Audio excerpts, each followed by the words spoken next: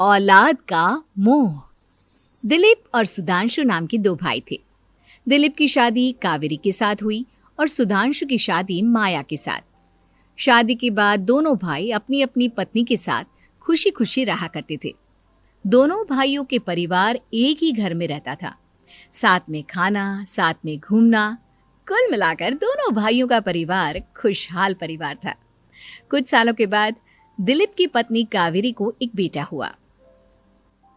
भैया, आज मैं बहुत खुश हूँ। चाचा बन गया हूँ मैं।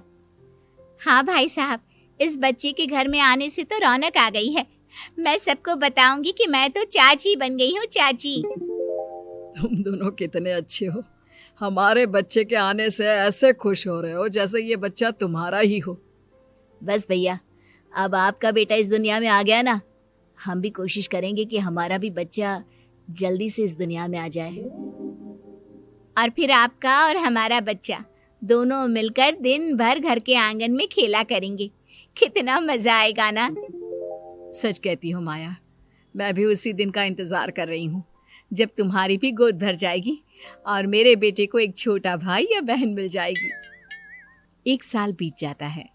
दिलीप और कावेरी का बेटा अब 1 साल का हो चुका था, लेकिन सुधांशु और माया की कोई औलाद नहीं होती। माया, लगता है कि हमारी जिंदगी में बच्चे का सुख ही नहीं है। ऐसा क्यों कहते हैं? दिलीप भाई साहब का बेटा भी तो हमारा ही बेटा है ना। तुम्हारी बात बिल्कुल ठीक है माया, लेकिन फिर भी हमारा खुद का एक बच्चा होता तो कितना अच्छा होता।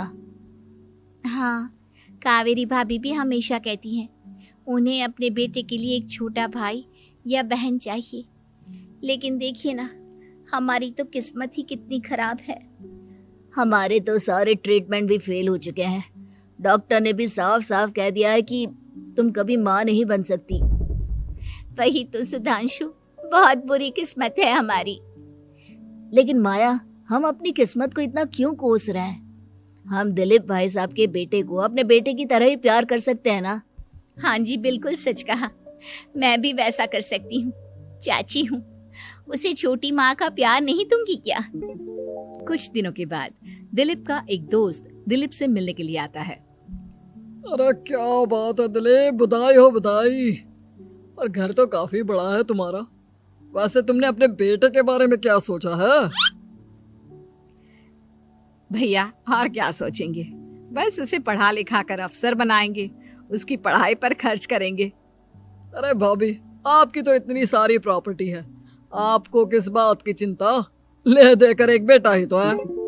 अरे नहीं दोस्त, तुम गलत समझ रहे हो। इस घर में मैं और मेरा छोटा भाई दोनों रहते हैं। इस घर का आधा हिस्सा मेरे छोटे भाई का है। अच्छा, कितने बच्चे हैं तुम्हारे छोटे भाई के? भैया, उनके साथ ना कुछ प्रॉब्लम है। मेरी देवरानी कभी माँ नहीं बन सकती। अरे फिर किस बात की चिंता? अरे मैं तो कहता हूँ अपने बेटे के भविष्य के बारे में सोचिए ही मत। बस ये घर उसके नाम करवा दीजिए। देखिए, आपके भाई का भी कोई बच्चा नहीं है तो सब कुछ आपके बेटे को ही मिलना चाहिए। लेकिन ऐसा करना क्या सही होगा? अगर उनका बच्चा नहीं है तो क्या हुआ? ये घर आधा उनका है, उनकी जो मर्जी है वो करे। अरे कैसी बात करते हो? उनकी कोई औलाद नहीं है, वो क्या करेंगे प्रॉपर्टी अपने नाम रखकर? हाँ, वैसे भाई साहब, आपकी बात तो बिल्कुल सही है। अब जो कुछ भी है वो हमारे बेटे का ही तो है। आखिर वही तो इस घर के वंश को आगे बढ़ाएगा। मैं कल ही देवर जी से बात करती हूँ। अगले दिन सुधांशु और माया, इधर आओ। तुम दोनों से एक बहुत जरूरी बात करनी है मुझे। बताइए ना भाभी, क्या बात है? आपको कहीं जाना है तो आप अपने बेटे को मेरे पास छोड़कर जाइए। मैं ही पूरा दिन रख लूंगी उसे। अरे नहीं माया, वो तो मुझे पता है। मैं किसी और चीज के बारे में बात करना चाहती हूँ। बताइए ना भाभी, क्या बात है? देखिए देवर जी, आपका कोई बच्चा है नहीं, लेकिन मैं जानती हूँ कि आप हमारे बेटे को अपने बेटे की तरह ही प्यार करते हैं। भाभी, बेटी की तरह नहीं, वो हमारा ही बेटा है। मेरे लिए तो वो मेरा ही बच्चा है। वही तो फिर क्यों ना ये सारी प्रॉपर्टी हम मेरे बेटे के नाम करवा दे, क्योंकि तुम्हारा हो या मेरा, हम सबका एक ही तो है बेटा। लेकिन भाभी, अभी तो वो सिर्फ 1 साल का है। अभी से प्रॉपर्टी उसके नाम करवाने का क्या मतलब है? देखिए देवर जी, जो काम जितना जल्दी हो जाए ना, उतना अच्छा। आने वाले वक्त का क्या भरोसा। भाभी भरोसा क्यों नहीं, हम तो हमेशा आपके बेटे को माँ बाप की तरह ही प्यार करेंगे। हाँ, लेकिन फिर भी मैं चाहती हूँ कि ये सारी प्रॉपर्टी मेरे बेटे के नाम हो जाए। अब मुझे नहीं लगता तुम दोनों को इसमें कोई भी परेशानी होगी, है ना? भाभी वैसे तो आप जो कह रही हैं वो बहुत जल्दबाजी है, लेकिन फिर भी अगर आपको ऐसा लगता है तो ठीक है, कल ही प्रॉपर्टी के पेपर बनवा लीजिए, मैं और माया उस पर साइन कर देंगे। इस तरह से अगले दिन प्रॉपर्टी के पेपर बनवाकर सारी प्रॉपर्टी दिलीप और कावेरी के बेटे के नाम पर करवा दी जाती है। कुछ दिनों के बाद सुधांशु, सुबह सुबह ये कौन लोग आ गए हैं तुम्हारे घर पर?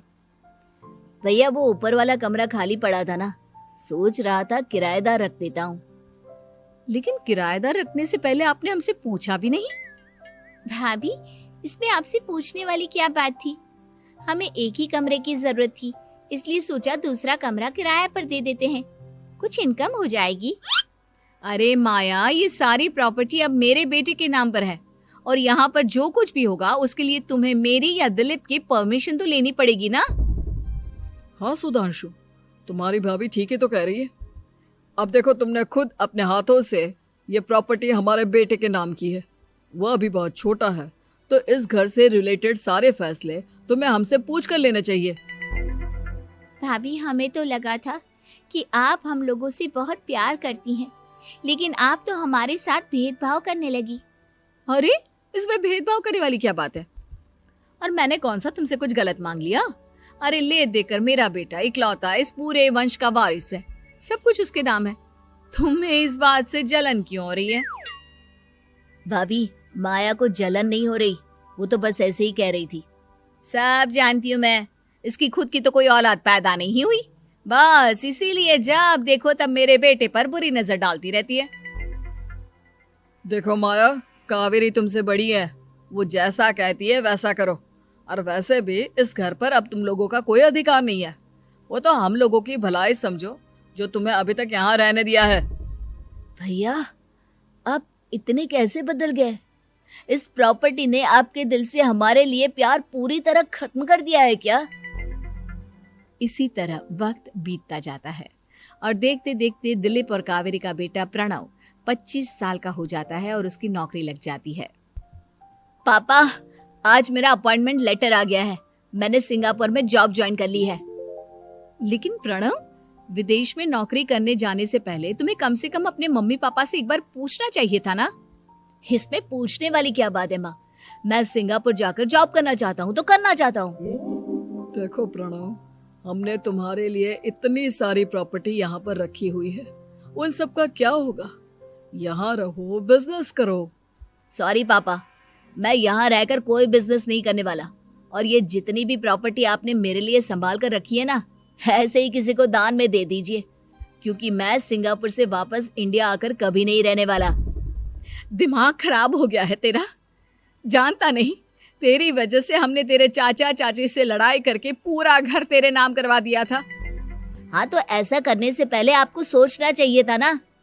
और मम्मा, मैं तो वैसे भी उस वक्त 1 साल का था, मेरा इस मैटर से कोई लेना देना नहीं है। कैसी बात कर रहा है ये लड़का? अरे तेरी वजह से अपने छोटे भाई से दुश्मनी लेकर बैठा हूं मैंने तो उसे घर से भी निकाल दिया। जानता नहीं तू, बाजू वाले घर में एक छोटा सा कमरा किराए पर लेकर रहते हैं तेरे चाचा चाची, और ये सब मैंने तेरे लिए किया। देखिए पापा, आपने जो कुछ भी किया अपने लिए किया। मैंने आपसे कब कहा था कि मुझे ये प्रॉपर्टी और घर चाहिए? और वैसे भी अपने भाई के साथ इस तरह का बिहेव करके आपने कोई अच्छा काम तो किया नहीं। तू सही कह रहा है बेटा, हमने तेरे चक्कर में अपने छोटे भाई जैसे देवर और बहन जैसी देवरानी को इस घर से निकाल दिया।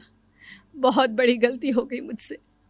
ठीक है मॉम, तो अब आप अपनी गलती सुधारो, लेकिन मुझे तो फॉरेन जाना है, मैं वहीं जाऊंगा। अब आगे क्या करना है ये आपका डिसीजन है। और प्रणव सिंगापुर जॉब करने के लिए चला जाता है। कुछ दिनों के बाद जब दिलीप और कावेरी को अपनी गलती का एहसास होता है तो वो सुधांशु के घर पहुंचती है। सुधांशु, माया, हमें माफ कर दो, हमसे बहुत बड़ी गलती हो गई। क्या हुआ भाभी? आज इतने सालों के बाद अब हम गरीब लोगों के घर क्या करने आई हैं? भाभी, हमने तो खुशी खुशी अपने भतीजे को सब कुछ दे दिया, अब हमारे पास कुछ भी नहीं बचा है। भाई मुझसे बहुत बड़ी गलती हो गई, जो तेरे जैसे भाई को मैंने प्रॉपर्टी के चक्कर में घर से निकाला, और जिसके लिए मैंने ये सब कुछ किया वो खुद ही विदेश चला गया। भैया भाभी, जिस बेटे के लिए आपने हम लोगों को इतनी तकलीफ दी, आपस के प्यार को बिगाड़ा, जब वही आपसे दूर चला गया तो आपको इस बात का एहसास हुआ। लेकिन माफ कीजिए, अब हम आपके साथ रहने के लिए उस घर में नहीं आ सकते। नहीं नहीं माया, ऐसा मत कहो, मुझसे बहुत बड़ी गलती हो गई, प्लीज वापस चलो, मैं वो घर फिर से तुम्हारे नाम कर देती हूँ। भाभी, मैं उस घर का क्या करूंगी? किसके लिए? मेरा कोई बच्चा नहीं, मैं तो बस जिंदगी भर आप लोगों के साथ प्यार से रहना चाहती थी, प्रणव को अपने बेटे की तरह प्यार करना चाहती थी, लेकिन आपने मुझसे वो अधिकार छीन लिया। भाभी और भैया, एक सवाल पूछना चाहता हूँ आप लोगों से। जो बच्चा कुछ ही दिन पहले दुनिया में आया हो, जिस बच्चे के भविष्य का आपको पता ही ना हो, उसके लिए अपने पुराने रिश्तों को तोड़ देना, अपने सगे रिश्तेदारों से दुश्मनी मोल लेना, उनके साथ झगड़ा करना, उनकी बेइज्जती करना, क्या ये सही है? कम से कम हमें सही वक्त का इंतजार तो करना चाहिए ना।